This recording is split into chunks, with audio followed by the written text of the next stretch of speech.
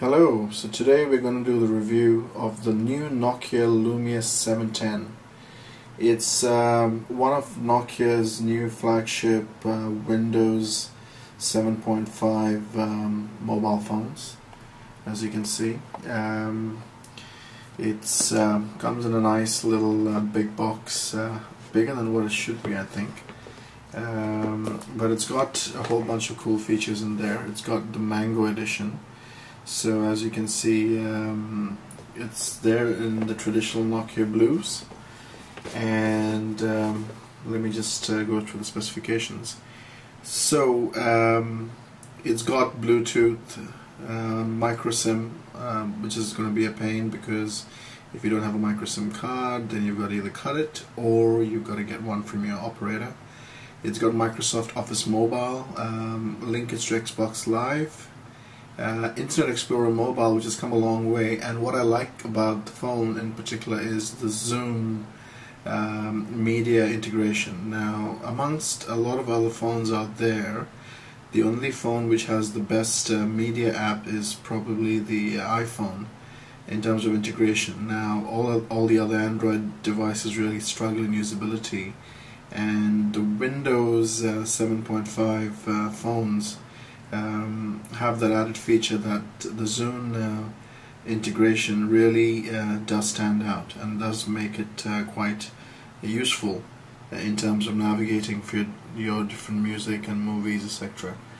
So anyway, without much further ado, I guess what I'm going to do is I'm going to quickly open up the box, and as you can see, slide it out. You've got the phone in the front, and it really is quite nice. It's about the same size as the iPhone in terms of the size of the phone, in terms of the length and the breadth, but then in terms of thickness it is slightly thicker than the iPhone 4. It's got a lovely, nice matte black finish, velvety feel in fact. It's got a 5 megapixel camera, as you can see. It's got one LED light, autofocusing camera, I must say. The volume rockers on the side. This is a dedicated camera button, and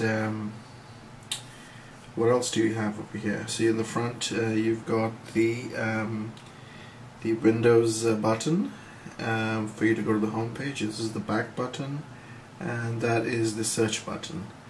Now at the top, what we have here is the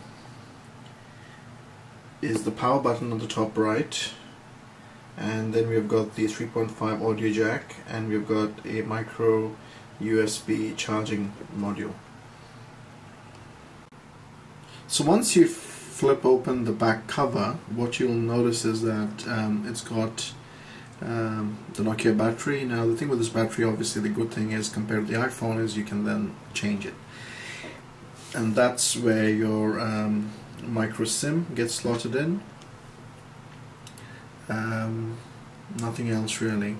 I think the initial intention was to have a micro USB, sorry, not micro USB, but a micro SD card to be slotted in, but it looks like they've disabled that feature in the final production release. So switching on the Lumia is quite easy. You press the button on the top right, and once you do, you'll notice that the screen lights up, and it's got your basic date indicators at the top, as well as message notifications below. Now the way to start getting access into the phone is really to slide this up, and once you slide it up, what you will see is you'll go to the home page, well, the home menu structure really, and there you have all these live tiles.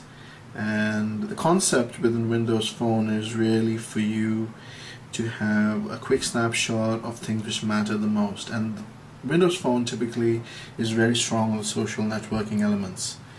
So you've got the phone icon. If you click on this particular icon, it gives you access to all the people functions, what's happening amongst your friends, Facebook postings, their messages, etc. And of course you can go into the Gmail applications as well, and there's the messaging function, and which is pretty good. Now there is the task icon as well, where you can have a look at all the different tasks which you have on the phone. A good thing is it uses the concept of scrolling from left to right, so it's and it's very responsive. That's a really good thing about the Nokia phone, because it's got a 1.4 gigahertz single core processor. Now you might say single core is olden in terms of technology, but then Windows Phone does do a very good job in terms of using its OS resources very efficiently. You've got the Bing Maps functionality, which is quite awesome. And what else do you have here? Let me just have a look. View, and as you can see, the responsiveness of the phone and Zippy. Of course, you've also got one particular social icon which is called Me, which tells you about messages which have been sent to you across all your different social networks, which is basically your Twitter, your Facebook, your emails, etc. And then you've got the Microsoft Office collection, which is probably the best integration ever. So you've got the ability to edit PowerPoint files but create new Word and Excel files as well. Integration to Live Drive is there, SharePoint, so it's quite useful. And then you've got the Pictures application, where you can store your favorites, and so like if we go and click on one of these photos, you can see how well it renders these images. Very smooth indeed. And you can also then download other apps, like I've downloaded the World Clock again from Microsoft, the weather, the Amazon Kindle, SoundHound, and then you can actually have tiles specific to particular friends. And these tiles keep changing, obviously. Like you see, this is what's called the live feed, right? So it's got the live tiles concept, where images keep popping up in terms of as and when they're uploaded, or as and when there's new content being generated. Now, talking about the zoom functionality, like I was saying, it's really good that there is good integration with the music and videos with the phone. Typically Android struggles with that. So if I were to go in and click on this, you see the album art, etc. But even when you close the application and you change the volume rocker, the navigation buttons will appear on the top. You want to switch between songs, it's just a matter of sliding the album art across.